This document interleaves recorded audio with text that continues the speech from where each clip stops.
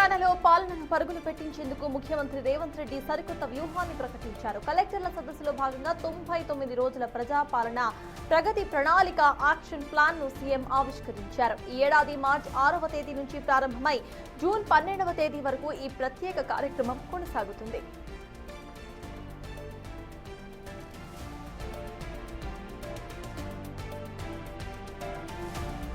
మొత్తం 10 రకాల ప్రత్యేక థీమ్స్ తో 5 స్థాయిలలో ఈ ప్రణాళికలను అమలు చేయాలని ప్రభుత్వం నిర్ణయించింది. దీని ప్రకారం ఏప్రిల్ 2వ తేదీన గ్రామ స్థాయిలో, ఏప్రిల్ 16న మండల స్థాయిలో కార్యక్రమాలు నిర్వహిస్తారు. అనంతరం మే 2న నియోజకవర్గ స్థాయిలో, మే 22న జిల్లా స్థాయిలో ప్రజాపాలన ప్రగతిపై సమీక్షలు, సభలు జరుగుతాయి.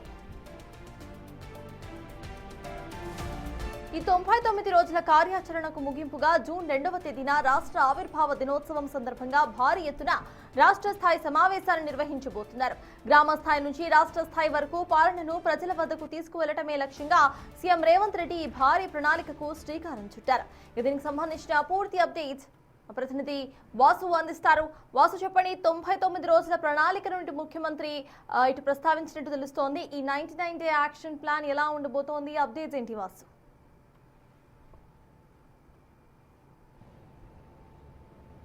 ఎస్ సర్తాజ్, ముఖ్యమంత్రి రేవంత్ రెడ్డి ఏదైతే రాబోయే 99 రోజుల యాక్షన్ ప్లాన్కి సంబంధించి కలెక్టర్లతో పాటు అధికారులకు కీలక ఆదేశాలు జారీ చేశారు. ప్రధానంగా గ్రామ స్థాయి నుంచి రాష్ట్ర స్థాయి వరకు జరిగేటువంటి ప్రజా సంక్షేమ పథకాలతో పాటు మొత్తం పూర్తి స్థాయిలో కూడా అభివృద్ధి కార్యక్రమాలకు సంబంధించి పక్కా ప్రణాళికతో ముందుకు వెళ్ళాలి. దీంట్లో ప్రతి ఒక్క ప్రజాప్రతినిధి భాగస్వామ్యం కావాలి. కింది స్థాయి అధికారి నుంచి జిల్లా కలెక్టర్ స్థాయి నుంచి కూడా సిఎస్ వరకు కూడా వీటిపైన నిత్యం మానిటరింగ్ చేస్తూ కూడా ఏదైతే ప్రణాళికాబద్ధంగా ముందుకెళ్లాలనేటువంటి కీలక ఆదేశాలు జారీ చేశారు. దీంట్లో ప్రధానంగా చిన్నపిల్లల నుంచి రైతాంగం వరకు కూడా ఉన్నటువంటి వివిధ విభాగాలు ప్రతి ఒక్కరికి కూడా అన్ని రకాల సౌకర్యాలు కల్పించే విధంగా పాలన ఉండాలి అన్న అంశానికి సంబంధించి కూడా కీలక ఆదేశాలు జారీ చేశారు. అయితే ప్రధానంగా గ్రామం నుంచి రాష్ట్ర స్థాయి వరకు కూడా కొన్ని అవగాహన సదస్సులు, ఏదైతే చెత్త డంపింగ్ యార్డ్ల అవగాహన నిర్వహణతో పాటు పూర్తిగా ఔటర్ రింగ్ రోడ్, హైదరాబాద్కు ఔటర్ రింగ్ రోడ్ సరౌండింగ్లో ఉన్నటువంటి చెత్త డంపింగ్ యార్డ్ ఉంటే కఠిన చర్యలు తప్పవన్నటువంటి హెచ్చరికలు కూడా ముఖ్యమంత్రి జారీ చేశారు. ఇక ప్రధానంగా రాబోయే వేసవికి నుంచి ఇప్పటికే పెద్ద ఎత్తున కూడా విద్యుత్ డిమాండ్లు ఎక్కువవుతున్న నేపథ్యంలో కూడా సోలార్ పైన ప్రజలకు అవగాహన కల్పించాలి అన్నటువంటి ఆదేశాలు జారీ చేశారు. ఇక మరోపక్క రేషన్ కార్డు నుంచి కూడా ఇప్పటిదాకా ప్రభుత్వం వ్యవసాయానికి సంబంధించినటువంటి విషయాలతో పాటు రైతులకు సంబంధించిన అంశాలతో పాటు ప్రతిదీ ప్రజాప్రభుత్వం ఇస్తున్నటువంటి సంక్షేమ పథకాలు ఏంటి అన్న అంశంపైన కూడా ప్రజల్లోకి తీసుకెళ్లాలి ప్రజాప్రతినిధులు, అధికారుల అంశాన్ని కూడా ముఖ్యమంత్రి దిశాంతి. ఎందుకంటే కొంతమంది గ్రామ్య స్థాయిలో కూడా ప్రభుత్వం ఇస్తున్నటువంటి పథకాలు అవగాహన లేనటువంటి నేపథ్యం కనిపిస్తూ ఉంది. కాబట్టి పూర్తిగా ప్రభుత్వ పథకాలకు సంబంధించి ఫేస్ రికగ్నైజేషన్ అమల్లోకి తీసుకురావాలి. రేషన్ కార్డు కావచ్చు, ఇతర ప్రభుత్వ సంక్షేమ పథకాలకు సంబంధించి ఇందిరమ్మ ఇల్లు కావచ్చు, ఇతర మహిళలకు సంబంధించినటువంటి అనేక రకాల ఏదైతే ఇస్తున్నటువంటి అంశాలకు సంబంధించినటువంటి పథకాల మీద ఫేస్ రికగ్నేషన్ ఉండాల్సినటువంటి అవసరం ఉందన్న విషయాన్ని ఆయన చెప్పడం జరిగింది. అంటే చిన్నపిల్లల నుంచి కూడా వైద్యం సదుపాయాలకు సంబంధించి, ఎందుకంటే రాష్ట్రంలో ఉన్నటువంటి వైద్య కళాశాలల ఉన్నటువంటి అవసరాలని పూర్తిగా కూడా వినియోగించుకునే విధంగా చర్యలు తీసుకోవాలని కూడా ఆదేశాలు జారీ చేశారు. ఇక ప్రధానంగా పూర్తిగా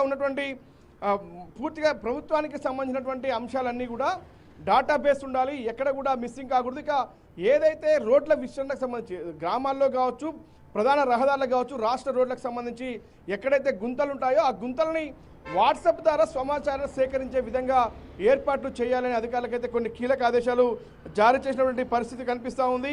ఇక అనేక అంశాలకు సంబంధించి తెలంగాణ ప్రభుత్వం ఖచ్చితంగా కూడా ప్రజాప్రభుత్వం ఏదైతే 99 రోజుల యాక్షన్ ప్లాన్ ఏర్పాటు చేసిందో దానికి సంబంధించినటువంటి అన్ని ఏర్పాట్లు చేయాలని కూడా ముఖ్యమంత్రి ఆదేశాలు జారీ చేశారు. మొత్తం 10 థీమ్స్తో కలిసినటువంటి 5 స్థాయిల్లో కూడా మొత్తం 99 రోజుల్లో ఇటు గ్రామాల్లో అటు పట్టణాల్లో ప్రభుత్వ సంక్షేమ పథకాలతో పాటు అభివృద్ధి పథకాల అమలుకు సంబంధించినటువంటి కీలక ఆదేశాలు జారీ చేశారు.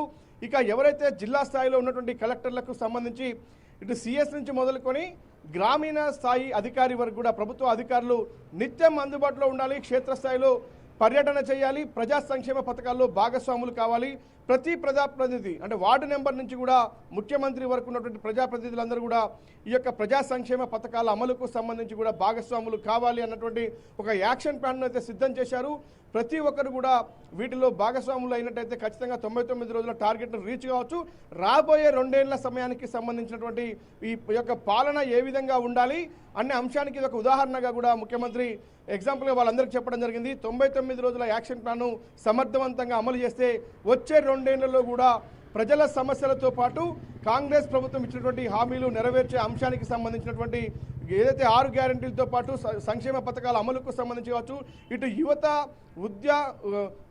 ఉద్యోగ అవకాశాలతో పాటు రైతులకు సంబంధించినటువంటి భూసార పరీక్షలతో పాటు వాళ్ళ పంటకు సంబంధించినటువంటి ధరలకు సంబంధించి కావచ్చు, ధాన్య కొనుగోలు సంబంధించి కావచ్చు, సబ్సిడీలు కావచ్చు, ఇక ఎవరికైతే రోగులకు సంబంధించి వైద్య అవసరాలు కావచ్చు, మహిళలకు సంబంధించి సంక్షేమ పథకాలు కావచ్చు, అంటే ప్రతి ఒక్కరికి ఇది గ్రామం నుంచి పట్టణం వరకు, గ్రామం నుంచి రాష్ట్ర స్థాయి వరకు ప్రతిదీ కూడా అవగాహన కల్పించాలి. ప్రతి ఒక్కరు కూడా భాగస్వాములు కావాలి. దీంట్లో ప్రజాప్రతినిధులే కాదు అధికారులు కూడా అన్న విషయానికి సంబంధించి కూడా ముఖ్యమంత్రి చాలా స్పష్టంగా కూడా దిశానిర్దేశం చేశారు. రేపటి నుంచే కార్యాచరణ రూపొందించాలి. రేపు ఈ నెల 6 నుంచి ప్రారంభించేటువంటి కార్యాచరణ జూన్ 12 వరకు కూడా కొనసాగే అవకాశం, 99 రోజుల పాటు సాగేటువంటి యాక్షన్ ప్లాన్లో కూడా ప్రతి ఒక్కరూ భాగస్వాములయ్యి సక్సెస్ఫుల్గా టార్గెట్ రీచ్ కావాలనేదే ముఖ్యమంత్రి ప్రధాన ఉద్దేశం. దీనికి సంబంధించి ఈరోజు ఉదయం నుంచి జరిగినటువంటి కలెక్టర్ల సదస్సుకు సంబంధించి అయితే ఈ కీలక ఆదేశాలు జారీ చేశారు. అవి ఈ నెల 6 నుంచి అమల్లోకి రాబోతా ఉన్నాయి. Thank you Vasu. మొత్తానికి ఇటు తెలంగాణలో పాలనలు పరుగులు పెట్టించే దిశగా ముఖ్యమంత్రి రేవంత్ రెడ్డి సరికొత్త వ్యూహాలతో ముందుకొస్తున్నారు. 99 రోజుల ప్రజాపాలన ప్రగతి ప్రణాళిక అనే ఒక యాక్షన్ ప్లాన్ ఫ్రేమ్వర్క్ చేశారు సీఎం. ఇక at the same time collector సమావేశాలను సైతం నిర్వహించారు.